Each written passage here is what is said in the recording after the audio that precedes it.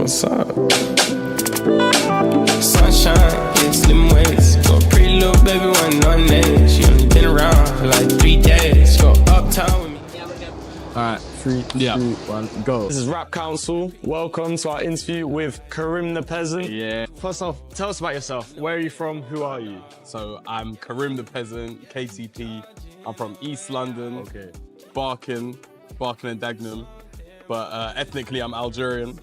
I'm from the east of Algeria as well, so very eastern, you get me, vibes. East London, yeah, East Algeria. I love it. So tell us, what inspires you to pursue a career in hip-hop? You know what? I feel like I've been a fan of hip-hop my entire life. Literally, I feel like the first music that I gravitated towards, other than like R&B and stuff like that back in the day, was like rap music. Were there any like albums or artists that you were straight up, you put your headphones on, you're like, I love that guy? You know what? When I was like, I feel like I started listening to albums, when I was like 14, 15, and the first proper artist I got his whole discography and listened top to bottom, probably Kanye West. Kanye West's discography is insane, legendary. I want to ask you, what is your style in the hip hop genre? Where do you see yourself? My style? Yeah.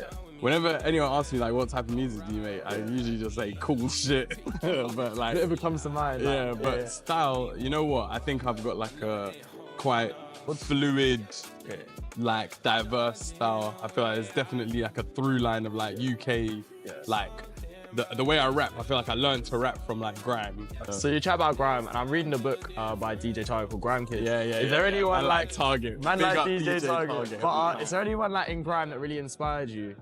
Oh, Chip, Skepta, D-Double, of course, bro. JME.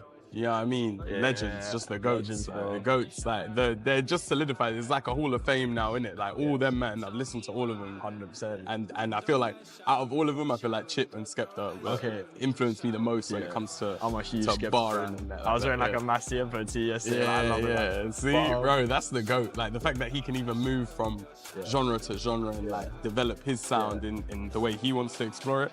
I got nothing but respect for that. And Chip's my slime, bro. Yeah, we've been cooked up. Really, I supported him at Shepherd's Bush. He brought me on. He's probably the biggest co-sign I've got in like the game right now. In my opinion, Chip. Talking about artists you support, we talk about like Unknown C. You've been like with Joy Crooks as well, and you've also worked with Venna. So out of all the artists in your career you've worked with, who's been your favorite to work with, and why? Favorite's a tough question, you know, because I love every single person that I've worked with in the past. I feel like all bring their own different styles. Everyone's so distinctive. That's why I love like the people coming out of London right now. You know what it is? I might have to give it to Joy. Shall I tell you why I might have to give it to Joy? Joy taught me. I'm putting this on camera. If I see you're watching this, bro. She taught me how to record vocals in your house. Wow. Do you know what I mean? And for me, that's just been an integral part to like everything that I do.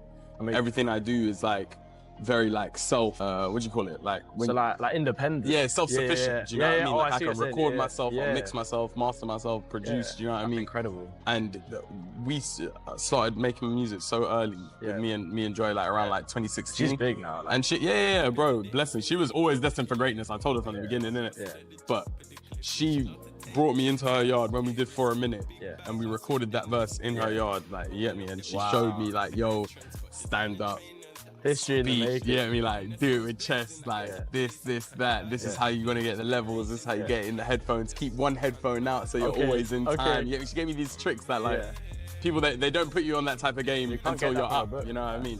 And she was giving me that type of game because she was up and in like respect to where she was at that time and feeding to me. So shout out to Joy Crooks. Big up Joy Crooks every time. That's my sister, for real. So talking about music, what's been like your favorite song that you've created? Favorite song?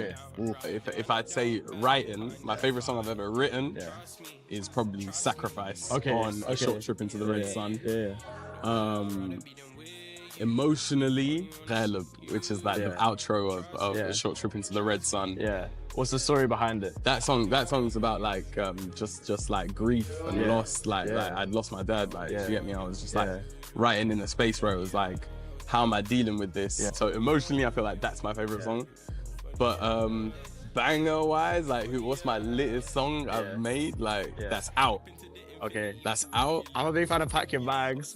Pretty Kitty's a banger. You know what? I love all my songs equally. sick, bro. I love to hear that. But writing wise, I feel like I excelled in Sacrifice and all of that.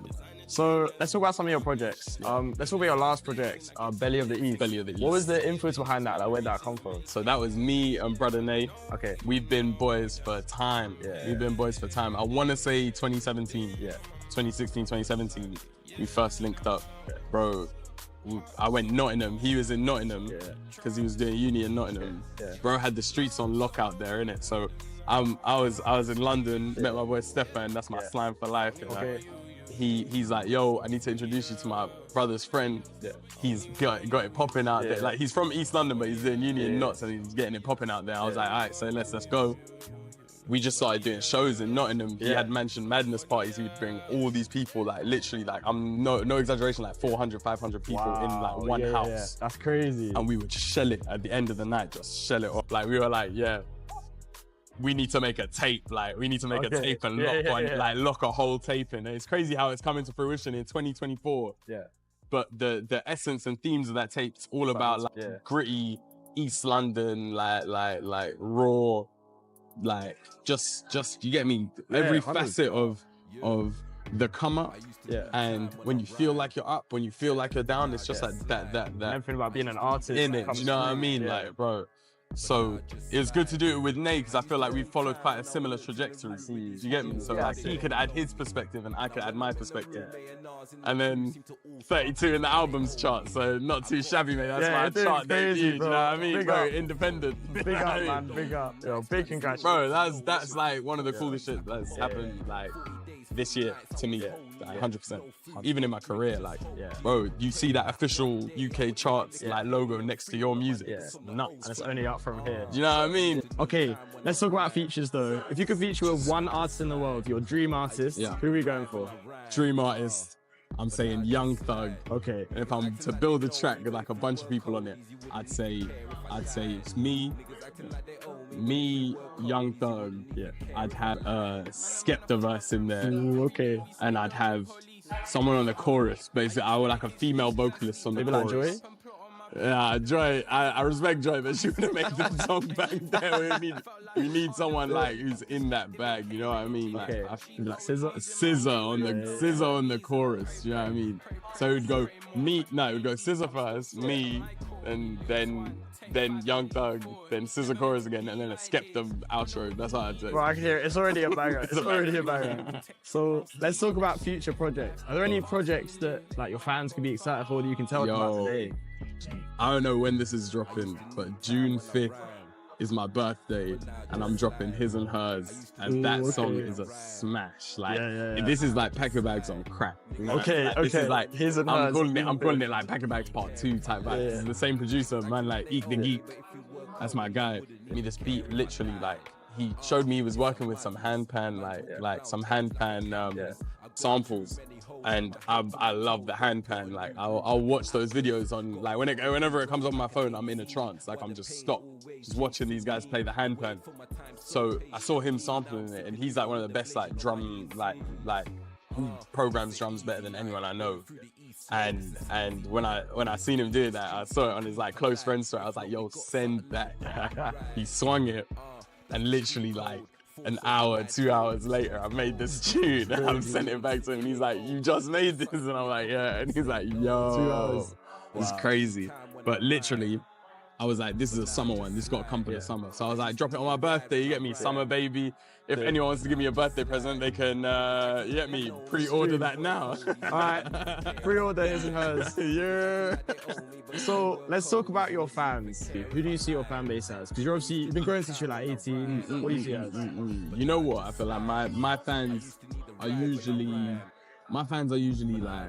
like people with their heads screwed on, that appreciate good music, that like to have a good time, and they drop all preconceptions and stuff at the door.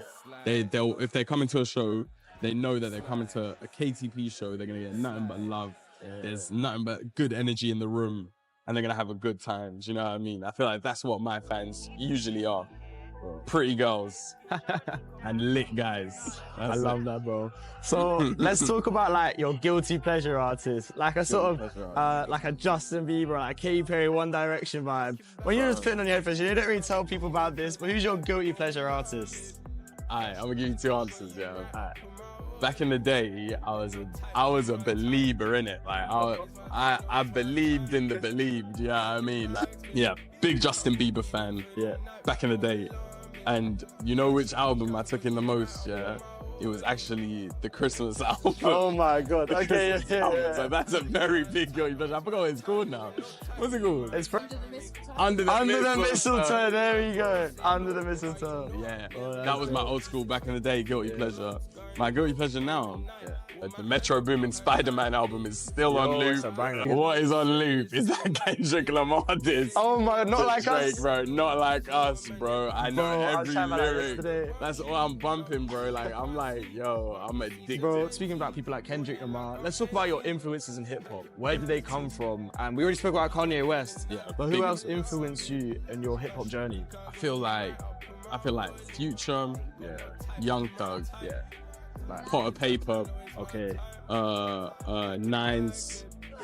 These men are my influences, no cap. Like, these men are that make the music that I hear it and I'm like, yo, this is it. Kano, Ghetts, 100%, bro. Literally, legends in the game. I feel like I only really ever get inspired by originators. I don't really get inspired by men that are copying other styles. So when I'm hearing like Future and Young Thug, they originated that sound that has birthed so many artists. And when I think of like Skepta, Ghetts, Kano, all these men, they've birthed that sound, that skill in it. So although I'm like an amalgamation of all those people, I'm trying to pave my own way in a very unique kind of sound. Like pushing it in ways that like hasn't really been done in the UK before. So KarimThaPeasant, tell us the story behind the stage name. You know what it was? It started off on some like rebellion, like, you know what it was? I just hated names where people were like, I'm the god, the king, the prince, the you get me? Yeah. I'm like, like, no, you're not, mate. You know what I mean? Like, too many men say that they go. Do you know what I mean? So I was like, let me flip it on his head, do the complete opposite, KarimThaPeasant. Bro, and then it just kind of stuck. It gives me the ick when artists walk into a room and act like they're the shit. They're better than everyone else. It's just the fart, like, do you know what I mean? Like, that's how I feel. So let's do some quick fire questions. Go on. Don't think about it, just answer. Straight off top. Biggie or Tupac? Tupac. Best Kanye West album? My Beautiful Dark Twisted Fantasy. Oh, okay. Best Kanye West song? Wolves. Worst rapper of all time? Lil Pump. No. I know. Okay, best Lil rapper? Lil Keed. Okay. Kendrick Lamar or J. Cole? Kendrick. Who won the rap beef, Drake or Kendrick? Kendrick. Okay. Best Kendrick song? Best Kendrick song? Rigor Mortis. All right. Best UK rapper of all time? ATP. Oh yeah, okay. KarimThaPeasant out here. I'm all leave at that with the best rapper of all time, KarimThaPeasant. Thank you, this has been Rap.Council. Nice. Could have been us as an illusion in my mind. Could have done his and hers. Now I'm just doing me. Super loud, I'm levitating, kinda like doing Lee. 4 bad ones in a 4x4, yeah, this ain't no Jeep. Chopping on venison, yeah, this ain't no beef. Should've left her on the borderline, yeah. All you ever did was waste my time.